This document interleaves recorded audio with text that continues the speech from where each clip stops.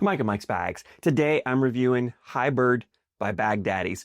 I initially thought this bag was called Hy-Byrd. I was going to do this whole review. I called it Hy-Byrd. And I sat down here to review this and happened to glance at the bag again and realize it's spelled, it just thought it was a different take on the spelling of Hy-Byrd. But then I realized it's B-Y-R-D, not B-R-Y-D. So it's not really Hy-Byrd, it's Hy-Byrd, I think. I hope I'm pronouncing that correctly. If I'm pronouncing it wrong, let me know. I'm not trying to intentionally do it. I just want to make sure I get this right, but it looks like a Hy-Byrd, not a hybrid. Regardless, it doesn't affect the details of the bag or how it plays. Let's go ahead and jump in, break these bags down. As I always start with materials, slow side, this is a hybrid material on the slow side here. It's the same slow side materials you find on the slow side of the Swag Bags Tornado and Kaboom, the CBC Carbon, Big Mac Bags Obedient, the Sub-Zero Winter Tide, the Lucky Bag Surefire Elite. There's quite a few other bags that use this material. Plays about a 5-speed in my opinion. A little faster brand new. Once it breaks down, it softens up. It gets to about that 5-speed. Stays pretty consistent across board conditions at that 5-speed. Still very hole friendly for the control you get at that speed. It's a great versatile bag in the sense that you can run bags in the hole with it, or you can play a dirty style gameplay with blocks and cuts and rolls and flops. So very versatile material. 5-speed on the slow side here of these bags. Fast side, this is that Pro Sniper Viper fast side, 9-speed. It's fast. It's great for pushing those blockers all the way up into the hole. It's great for bullying bags away and blowing up or dealing with congestion around the hole there. So looking about a 5-9 speed on these bags. Template wise, medium template bag, medium amount of fill. You have flop. It is not overly floppy. It is not overly full. It's kind of right in that sweet spot. I think it's a really nice blend of template size and amount of fill in here. Gives the bag a really nice hand feel. I can butterfly grip it, lock the bag down. There's no movement, enough fill to lock it completely down. The fill in here is actually what intrigues me the most about this bag. And I think the fill is what surprised me. When I first got these bags, I picked them up. I'm like, yeah, I know these materials. It feels pretty familiar. Like I had a pretty good idea how the bag was going to play. And I didn't really expect to be, like, I felt like, okay, this bag's going to play really good. I didn't expect it to surprise me anyway. I didn't expect it to wow me. I knew it was going to be a good playing bag, a solid playing bag. And I went through it, and it did surprise me. And I was trying to figure out what it was, and I started feeling around. And I think this fill is what's unique about the bag and kind of makes the bag play different than other bags with this material. And what I mean, it's a mixed fill. There's some flat fill in here, but there's also some other fill that is roundish, round-like. It's not a perfectly round bead. It's very unique. And I'm going solely off the way it feels. Like I haven't opened the bags up. I haven't looked at it. I'm based on what I feel and trying to describe to you. But it reminds me of like a D&D die, like one of those D10s, D12s, you know, those 10, 12-sided dice, something like that. It feels kind of like that in the sense that I feel like it's got some flat sides kind of areas on it, but it's not like perfectly flat. It's not perfectly round. It's very unique in that. And it gives the bag an interesting playability to me. The bag plays on the landing like a flat fill bag. It's very forgiving. It lands soft. It doesn't have a lot of bounce. It's not very active. It's a very forgiving landing, which means if you don't throw flat, it's not going to punish you with a harsh kick. It's super forgiving on landing. But when it comes to typically bags that are forgiving landing don't have the ability to shot shape, or harder to shot shape, right? Because for a bag to cut, roll, flop, you want an active bag. You want a bouncy bag. The more action, the more bounce it has, the easier it is to cut, roll, flop. But that also means it's a more punishing bag on the kick. So it's one of the trade-offs. If you want to get forgiveness in landing, you kind of give up that shot shape. And if you want shot shaping, you kind of give up some of that forgiveness. And you got to find that balance in bags.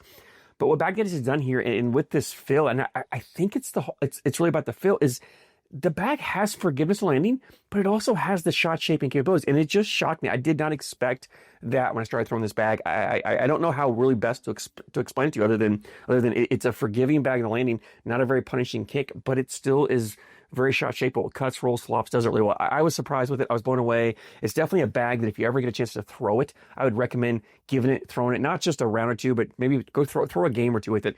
Try it out. I think initially you're going to pick it up. It's going to feel familiar. It's going to play like you expected.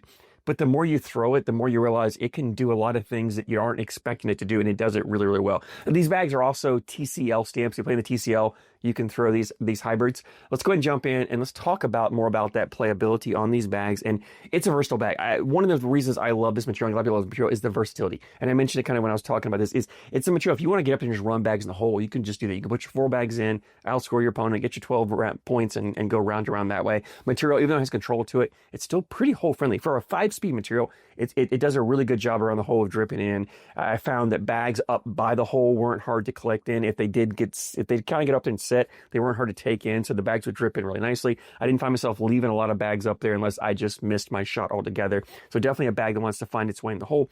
But it's also material you have control. You have a ton of control with this material in the sense that you can throw blockers up there. You got level 1, level 2, level 3 blockers. You can put your blockers anywhere you want on the board, complete control with that. And then you got the ability with the shot shaping, cuts, rolls, flops to get around it. So you can throw your blocker up there, your first bag, cut around, or roll over, flop over, whatever, get around it, go over the bag, and then last bag, flip it over slick side, come down, clip it, take it in. Or you can throw your blocker up there, speed control, push, replace, last bag, clean it up. You've got a lot of options to do that, which makes it a great bag for playing against a dirty style player. If you get an opponent who comes up there and likes to just throw blockers and create a lot of congestion, and instead of trying to play that game with him, you just want a bag that gives you the ability to get around them or go over them. That's what these bags do really well. So that shot shaping gives you the ability to play the dirty style yourself or to play against a dirty style opponent. And it does it really well. Like I said, this bag just kind of, it's hard for me to explain, but it plays better than I expect the shot shape. I was able to throw some really nice aggressive cuts with this. I was able to throw some rolls or my flops that I throw. And I really wasn't necessarily trying hard to throw them. Like I didn't have to be perfect with my front load to get that bag to flop. It flopped over pretty easily for me when I wanted it to, and that's not something that I typically do very easily. So if I can flop it pretty easily, I think if you're average to advanced or elite, you have no problem cut, rolling, flopping these bags whatsoever. Really great at that shot shaping. The other thing these bags are good at is the collectibility. So if you throw a blocker up there, collecting it because they're not super floppy, they got just the right amount of fill, come down, you're just clipping a corner. They're not going to smash up according up, so you can come down and clip that corner and take that bag and push that bag up. If you want to ride that level 3 blocker all the way up this fast side, you probably want to come down and collect more of that bag, but that's typical of any bags. Push it up. You can get super aggressive, putting those blockers more on your opponent's side, knowing you've got the ability to cut, come across, grab it, pull it back in. Or, if it's right still in the middle, you can come down the middle and still clip it and take it. So you've got the confidence to throw that blocker wherever your opponent's landing their bags, put it in their way, knowing that if they don't bring it back into play or push it in, you have the ability to go get it and bring it back if you need to later on in that round. So I love bags that give me that option so I can get super aggressive and put in that blocker, really causing problems with my opponent, and then knowing I don't have to sacrifice that bag. I can still collect it and get my 12 points and maximize my scoring every single round like that. That makes this bag a great bag for blind draws or switches or anywhere where you're getting random partners because of the versatility of the bag and the ability to play dirty style play and the ability to hole run. It fits really well. So if you get a partner who plays a different style than you do, you can pull this bag out, you both can throw it, play your game, and have success with it. So that leads me to availability, and the TCL bags are available on the TCL website. I'll put a link in the description if you want to go there, click on it, take you right to the BagDaddys page on the TCL site. These bags, when I went right for this review, I went and looked on there, and they had several options. Some were $75, some were $80, between $75 and $80 for a set of these bags. It's $12 shipping from the TCL site. So you're looking at $87 to $92 shipped to you. It's that mid price point for TCL stamp bags, and you're getting a high quality bag for that. I think they're well worth it. I have no issues with the price of these bags. Definitely getting something a little unique. So 2 materials that are not that unique, but a fill that I think is unique. I'd love to hear your thoughts if you've thrown these bags, or if you get a chance to throw them, go throw them for a game or two, try them out, come back, let me know what you think. I love hearing you guys' opinions on the bags. So drop a comment down below. Let me know what you think of these bags. As always, I thank you so much for your support, and I thank you for watching.